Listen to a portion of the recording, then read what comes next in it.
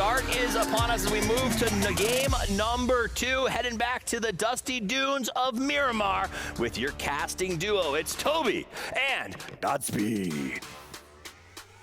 Thank you so much, gentlemen. Yes, this is actually the very last Miramar of the group stages, which makes me somewhat sad as this is my favorite map, but we have so much to look forward to. Yeah, I mean, what were we calling Bobsing Head? The janitor. Mr. Cleanup Duty. Yeah. Because we were kind of looking through all the things that could have gone wrong that didn't during that last fight, and Hush didn't read Face coming up the hill. Then you have Hella not reading Kapitan coming up the hill, and then the last fight is also Babsang that turns around. They're gonna go for the third time. You guys are not holding our backs here. What's going on? So kudos to Babsang Head for bringing what was a very chaotic game to a win. And honestly, you know what? In all fairness, we've seen teams that had everything, like the flip side of it, everything working out for them, written in the stars, it was bound to be their win, where they come up short. This was the other way around. Everything in that endgame, whether it be their own fault or not, was working against them, and they still clutched it. So something a lot of teams can learn something from. Yeah, to kind of bounce off the desk as well, Bobsing Head has been really kind of the star player, at least for me, as far as game PT is concerned. Oh, definitely, so definitely. We'll see if they can continue that consistency, and I'd love to see it, but right now we're looking at a team of Theraton 5, team that I would also just kind of like to see just kind of make something happen. They have been not that proactive so far in the group stages. Nope, it's been a quiet ride, and surprisingly enough, so has it for Danoa. Oh, yeah. It's not been a good showing. They died instantly in the last game, and we thought they were at least going to get 3 kills. Well, they got none, because FaZe came and stole them all.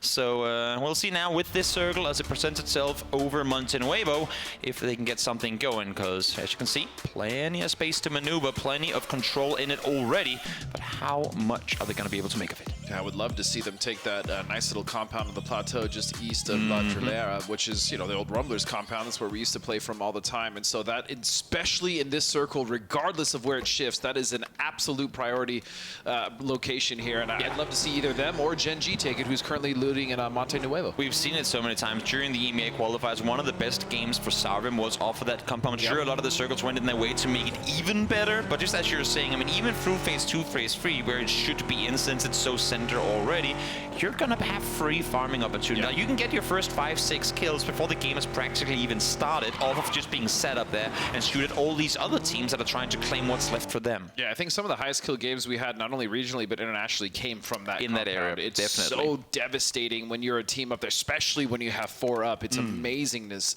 to be up there. So we'll see which team actually does end up taking that one, as we now go over to 17 at Sonics. Now, as chaotic as the last game turned out to become, the start was very slow. As we said during the game, 12, I believe it was 13, well, 11 minutes and like 30 seconds or something along those lines before the first kill came in. When the first kill then did come in, a lot of kill cams immediately to follow, but just goes to show, again, as we said, they know what's on the line here. They have 5 games left to play, or 5 including this one, and top 16 is where it's at. 8 teams are already done playing, so they're already now starting to do the math of what is needed. And off of every single game they play, they continue to change that calculation. Great, now this happened, now what do we need?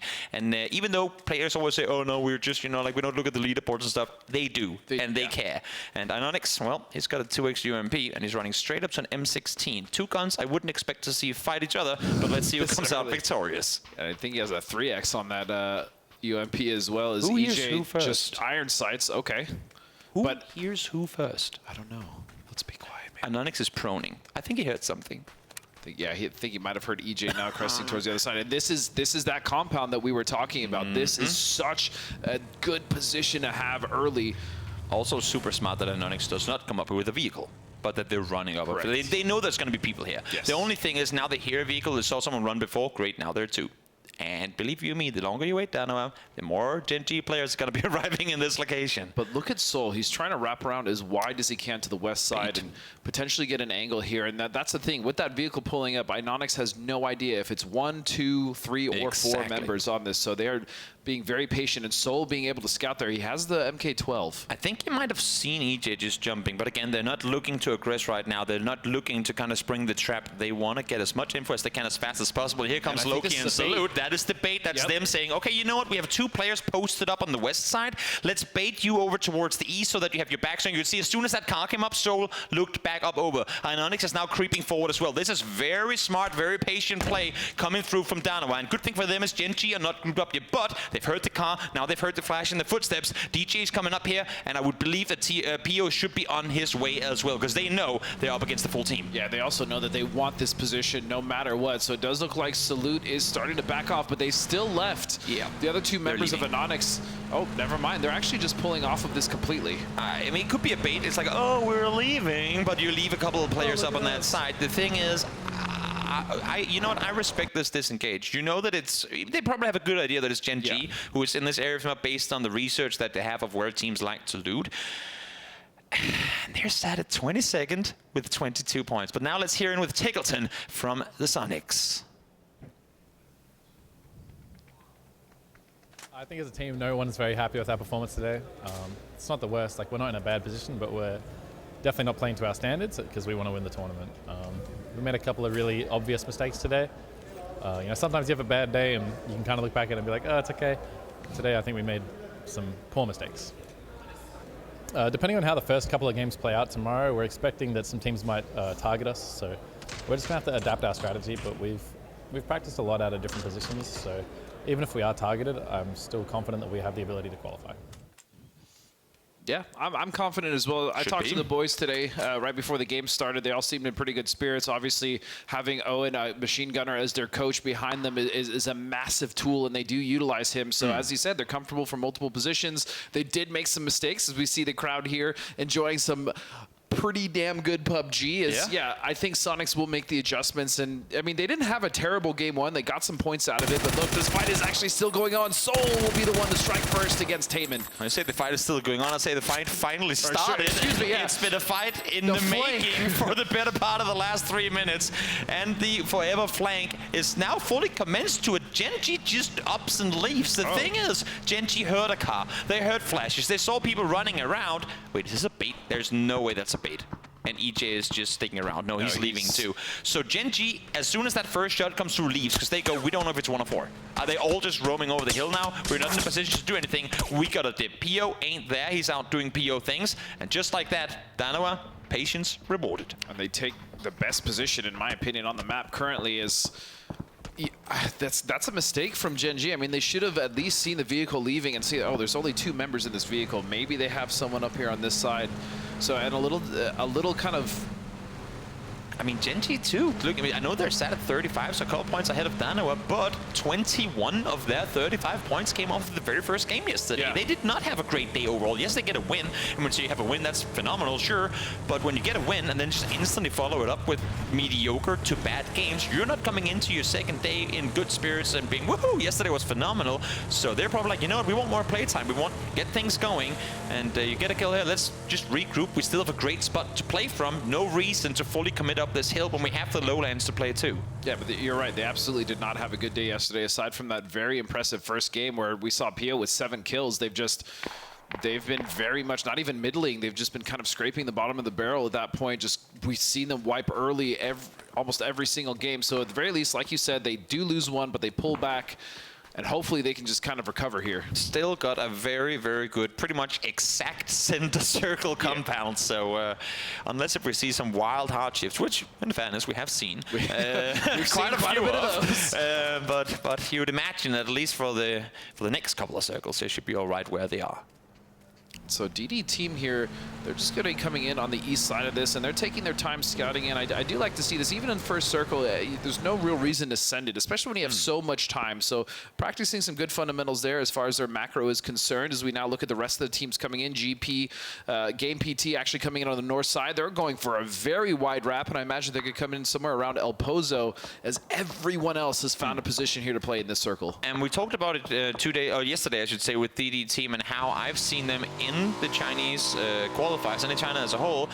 Edge-heavy, passive team. Yesterday, we saw them bomb it center. We saw them hot drop. We saw them full-on YOLO mode for the better part of the first 3 games. Then they slowed things down a little bit when they came over to Erangel, and now it seems like the game plan has fully changed. They tried to go aggressive off of day 1. I don't mind that for a team with limited to no LAN experience. Get in there, get comfortable, play with some comfort on that stage, and go out and show people that they're there. Issue for them is it did not work out their way. So now they go, great, let's go. We tried, but now let's go back to our old game plan. We sit on the edge, we wait for a right moment to strike, and then we do so. And right now, with the pull up on the church, even though it's far on the southeast side, they've made landfall, and they're in a great spot from where they can scout further forward. Yep, this church actually gives quite a bit of sight lines here to check out what's going on around them. They have a really good position to rotate from as well. And that, what were you saying about hardships, Toby?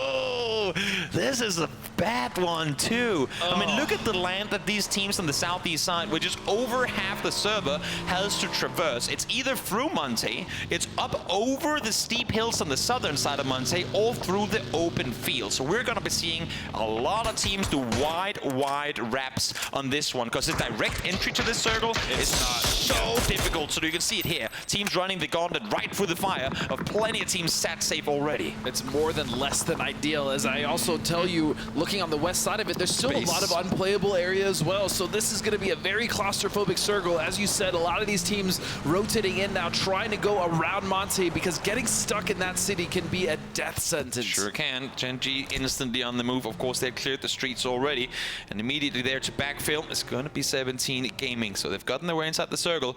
Of course, we do still have some unplayables in play that will take effect to come 2 circles from now. And we'll see. We'll see, depending on where this next circle is going to take us, how that's going to play out. Little Ghost spots a buggy tire, sees if he can get it. Doesn't the first time around, not the second time around either. Then he sees a player, doesn't get him, and now I think he's just going to scout. The other thing to note here as well is just how many different elevations there are in this circle, and it can be very difficult, especially when you're trying to rotate and you're getting shot from above, is there's so many different hills, both on the west and east side of this, specifically where we see friendly fire and day trade. Well, Game PT winners of our previous game. You know what? There's a big city to drive into. The only worry I have is that, again, it's a little late on the jump. Team's already set inside, but Gen.G isn't looking at this way. Shots are being connected, but they have made landfall. They're in a city. It's a gameable play, but the alternative that we were just talking about of having to rotate in from that edge, that is where your emergency pickup comes in real damn handy. The only problem for Game PT is I just don't know if they're going to be proactive enough to kind of hold this city, especially if they're just kind of hunkered down in buildings. They will be cleared out. I mean, they held the hill last game. A little bit of help came through, but they held it. They did. I feel like, regardless of how they got to hold it, they still managed to come out victorious. You can't take that away from them. Teams, though, on the other hand, not quite the case. This is interesting, and thank you, Pixel. I would say thank you for shooting Teams. That sounds kind of rude, but this is a team that has done their prep work. FaZe has done this in EMEA throughout the qualifiers, sent Teams up on the exact hill that Pixel is on, because you saw Teams was the only one parachuting. The entirety of FaZe is still up in Poso. They wanted him up there to scout forward, to use that mountain that you can only get on top of with a parachute, to then look further forward. Issue was for him, well, Pixel was already there. And that's got to be very frustrating for James, as he's like, what the hell is Pixel doing in my spot? But yeah, as you said, good homework done there by Friendly Fire, and shout outs to their coach as well, Go Bang. As we now see other teams trying to make their way in. DD team, we saw them at Church earlier. They're just trying to rotate around 4AM, but where are you going to go? That's the thing. I mean, even for 4AM, they've been sat here for a while going, let's just take out some of these edge teams. But, I mean, Game PT flew past them quite literally. And now, DD team are going to wrap around too. So, all 4AM can do is go great. I mean, I guess we're the last team to go. But wait, where do we go? They're just going to sit here, wait for the next circle. There's a very good chance with the unplayables that this next circle will take us east. And once again, more teams doing or trying to do exactly what we saw with FaZe Clan just before. But Cerberus, this is going to be dangerous. Do you take your fight to Friendly Fire, or do you go straight into FaZe? I believe they did get at least a couple members there up on the top of that hill, but now the circle has posted, and it is very much a Monty circle. Yeah, they got the hilltop, though. They got the very hilltop. I was wrong in saying the Pixel was up there. It's actually only set a little bit further down below to the highest height that you can get with without an emergency pickup. So he sat down below, but was able to find teams anyway. But here, Cerberus, all four, somehow, despite being up against the odds here, able to make their way on in. And Gustav, I'm sure you hate this right now. Gotta stop and heal. What do you mean? I have Tygon on my team. You also have Gustav. I know. I'm trying to not think about it, okay? Oh, Emo Big gonna step over, trying to take shots at Capitan. He will find the knock, but he's gonna go down to the blue. Yeah. Unlucky phase 3. Doesn't hurt enough, hurt that much, but hurts enough for Emo to not be able to get those heals off. So damage done to DD team. Again, these edges were going to be burning eventually. Good thing for most teams is that the city is in play, and we are going to be shifting northeast on this one. That's why you're now seeing teams coming into it. We're shifting away from where Friendly Fire was just before. We're shifting away from the south side where Danawa and Arena are. So a lot of this city could and should potentially still be in next circle, unless if we go hard northeast. Yeah, and the thing I do worry about, though, is the fact that all those teams are going to have to start consolidating toward the north side of Monte, and especially if this does shift north, Day Trade in a position to potentially feast on all the teams trying to get out of that city. Even Question Mark with a nice position there off to the west should have some pretty decent mountains and ridges to play from. Did Tick just bolt action him out of the car? I think he did. Okay, but we saw the interview. He was one PO had an interview earlier, right after they got themselves a win. So who knows, maybe that's the interview buff. We'll see if they can make something happen off of it. I don't even know the last time I saw Tig use a bolt. Well, he just did. Well, clearly now. That's the last time. I hate you, Toby. Well, Sonics will have plenty of targets to shoot at, but they have to be a little conservative with the ammo. I didn't see exactly how much they had, but the thing is, when you take fights from that position and shoot at a distance, even if you get the knocks and kills, you ain't gonna be able to loot anything. No. So you will have up-close fights to come at some point, so be conservative. The other issue with that is Theraton 5 is now sat right above Sonic, so that approach for them to go towards the north is going to be very difficult, as getting up that hill, either getting shot by 4AM or some of the teams even in Monte, will be a factor for Sonics. I think DD team has just said, you know what, we don't care about blue zone damage. I don't know if they all have jammer packs or what they do, but they're hunting Falcons players, and well, they found 2. Let's see if Sills and Dynamics can find the remaining team of DD team, because they're just out there vacuuming the entire blue zone. But look how much control that 17 has now on the southeast side. And they are taking their time. They have a nice spread. Suju now watching more of the north side of that edge. And they are slow rolling this in there. And this is very much in 17's wheelhouse. And this is what makes them so dangerous. They're just going to hang out. Sills are going to find 1. Can't find 2. Does a decent amount of damage there on the DD team. But they're still stuck in the blue, Toby. Emo pick goes down here. And as you said, blue zone damage coming through. Phase 4 is going to hit now as well. As Circle does go exactly where we expected it to. Up towards that direction. Silson down to low HP. Does he manage to find 1? No, not going to happen. The nade, though, comes through. Does he get the kills because of it? I think he will. And that is going to be both teams down and out. DD team alongside Falcons eliminated. Mutually assured destruction, as we see from DD team and Falcons. And as you said, they were pretty much hunting Falcons at that point. As mortars now starting to rain down from the skies. Backing up. And those are so on point. Taking out multiple vehicles there from 4AM. I'm looking at the... Oh, it's Theraton 5. They're set up there. They know there's no one around them, and they have mortars. The worst thing is, one thing is you give a team a mortar, but if you give a team a mortar and high ground, they will sit up there and go, oh, yeah, there's one over there. Literally just mark it on the map, have the guy pull out the ruler and go, great, that's where we're shooting. Of course, Sonics has mortars as well, but right now they don't seem too keen on sitting out in the open using them, because Theraton 5 is right up above. Still a few shells to be used though. We may see that, maybe a pop of smoke and try to go for it. As we now look at Danawa trying to come in, they've been very quiet on the south side of this, rotating straight into Monty now.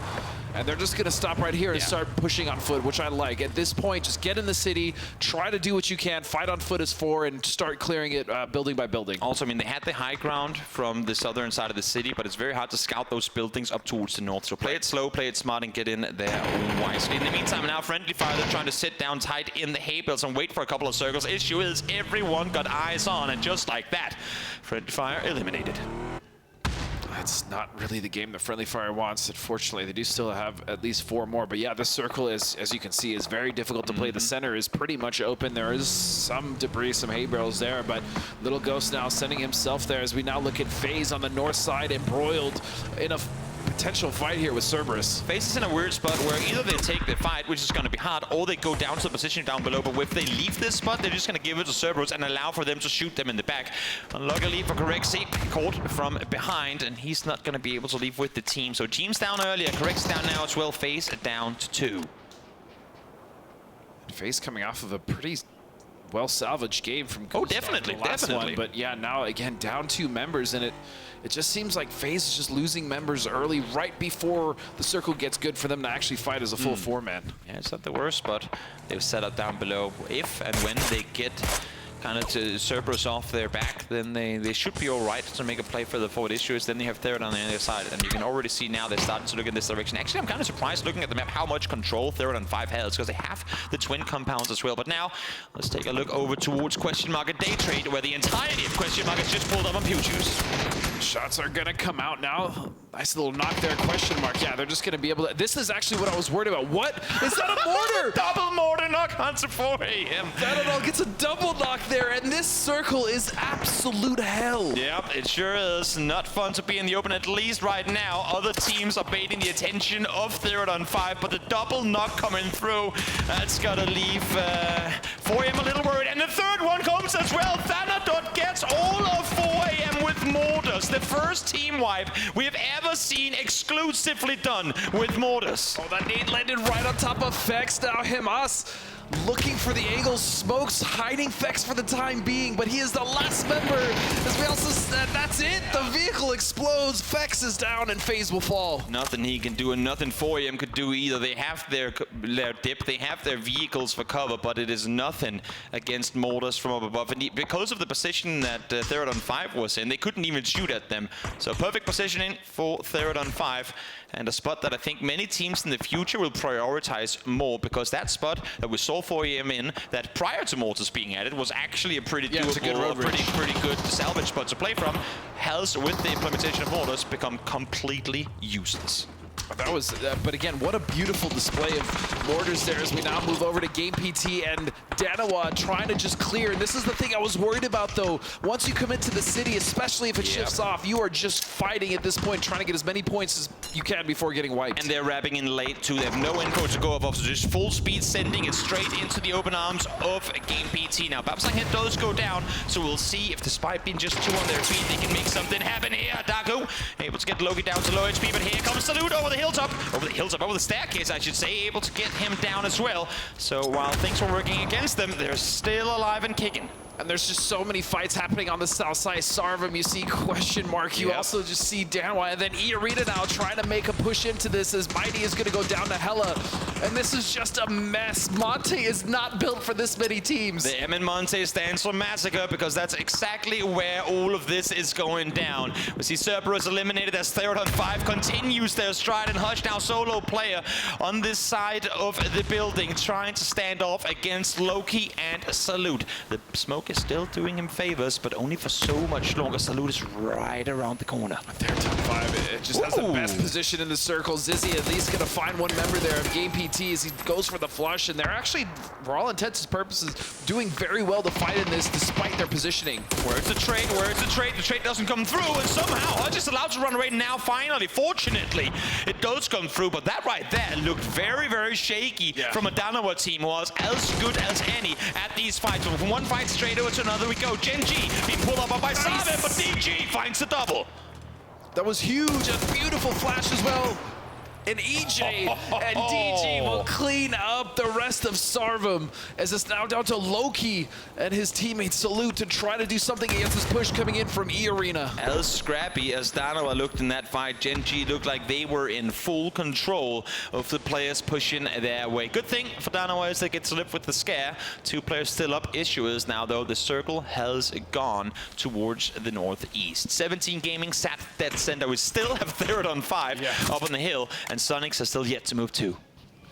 Very good position for those 3 teams as Day Trade is going to have to make a push here on the north, but realistically, who is going to survive here on the south and for how long? DG surviving just long enough to not get mollied as Question Mark as well. Where are you going to go? Do they rotate to the north? Do they take a chance? I mean, now that Sonics know that Third on 5 are leaving and they're still inside the circle, I'm just waiting for mortars to start raining in again. Because they had them. They had them available and they haven't used them yet. Best of luck. Solid nade lopped on over. EJ down to low HP. Won't be able to stay alive if just for a second, but has made it into placement point. So we'll see how much longer he can stay put. I know the Question Mark really want to clear this out before moving further forward. And this would be huge because I know there's still a few teams there lingering on the south side of this, and Salute is going to get knocked as he was trying to get some damage there on the other side of them. from E-Arena. Loki now drawing his ire towards the members. He will find one. He doesn't find the second. And Danawa will go down in 8th. So close on that one. Just one more bullet connect and it would have been good. See, now Genji trying to backfill as well. All these teams trying to get the safety. The issue is, as we said before, 3rd and 5 day trade, 17 and Sonics are just in superior positions. And all these teams in the city, you might as well just commit to it at this point and see what you can get, because you ain't getting out anyway. Get as many points as you can. Try to spoil it for some of the other teams. And even the other teams on the south side, they're not going to be able to get out at all. And so EJ will be able to res DG, but I mean, EJ doesn't even have a vest at this point. No smokes to work with either. 7 bandages. Suboptimal at best. Question mark though, they've had enough of it. They sat around, they did all the damage they could, and now they're gonna be running straight into day trade. One knock comes through, that's early on as Bestalog is taken down, but they pull up, those happen. I like this play a lot. This is pretty much their best option. Adusi now gonna pour over, he's gonna find one, goes for the second, and he'll get it. Beautiful spray transfer. What a spray, what a takedown. Damage does come through, 3rd and 5 in good response time, but not before Adusi is able to take him down. Nade over the top, it's gonna find the last as Thanadot. What he doesn't do with guns, he sure as hell has been doing with explosives all game long. And 10 kills the way of Theraton 5, 3 of which came, don't forget, the way of the Mortar, as they now are taking control of the rest of this hill. They've been so good, but now Sonics realize this is their window of opportunity. He's not ready for a Pathenbach. We're looking the other way, and that nade 125, it had his name written on it. Sonics are very happy with them looking the other way. The issue is it's only one player. It's only Mime who has actually opted to go aggressive on this one. They would have probably wanted to at least have 2 so they could make an aggressive play, but they came up, they punched them, they stung them, they took one out, and now they can fall back down again. I think they had to, though. 17 had the angles on that. Great timing. The timing was beautiful. They get Mime back off that hill, which is wonderful. And now that Mortar, if they can get it onto the position of 17, could be huge, as E-Arena has somehow survived. I feel like if they still had Mortars to play with, they would probably use them at this point. Possibly, I mean, yes, they've had quite a long time, Sonics that is, to use that mortar, and we're not seeing any artillery being used. So I suppose it has happened, but we just haven't called it. 17 have just been hunkered down. They've been trying to do as much damage as they can to the teams above them as well as the teams to the south. But again, with so many teams with angles, Sonics, we also had question mark before, and we also had the team of Daytrade taking shots. They don't really have the angles, and so realistically, they're just waiting for this shift. Exactly. 17 has circle center, and according to the winner chicken dinner percentages, they have the upper hand just exactly over Sonics. Issue is, as you were saying, it's very limited who they can peek without getting shot in the back, so they're going to have to turtle this one down for at least a little while. And then another issue with Blue Zone 8's in play now, one of them lobbed in between all those hay bale stacks, and that is them running around in the open. That's not where you want to be again. Theraton 5 just with a dominant position here. Half their damage is mortars alone. I know. But they've been impressive. You know, we were kind of criticizing them a little bit for the lack of proactivity, but they have been doing so much from the position that they've been given. Also, I think despite the fact that they have been a nuisance to most teams on this server, I think everyone off of this game is going to say thank you, Theraton 5, for just having found the new best spot on Monte circles. Because if you sat up there with mortars, you are in heaven.